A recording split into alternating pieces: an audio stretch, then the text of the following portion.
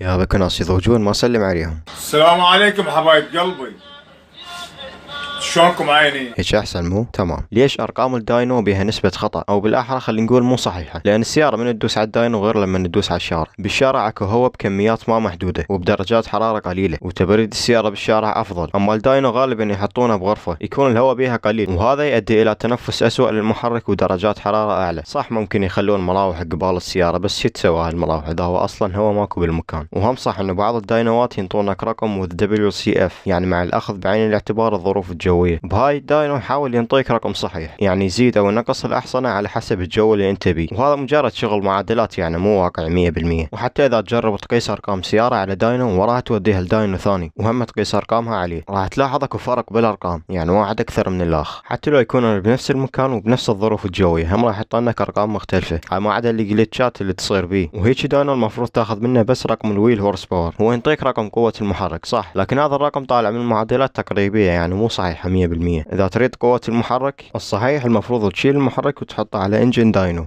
اعرف ان الموضوع مزعج وهاي بس شو تسوي يعني هو هذا واقع المفروض تتقبله. اللي اقصده هو دائما انه داينو ينطيك اقل او اكثر من قوة السيارة الحقيقية. طبعا انا مو ضد استخدامه ابد لان حل معضلة خطر البرمجة على الطريق، لكن ارقامه ما تهمني صراحة. تسارع السيارة على الشارع هو اللي يهمني. وجبت 900 حصان شنو يعني؟ لان بالنهاية انت ما راح تتسابق على الداينو، وهواي سيارات ارقامها قوية لكن ما تقدر تمشي على الشارع. يعني في الحالة شنو فائدة الرقم؟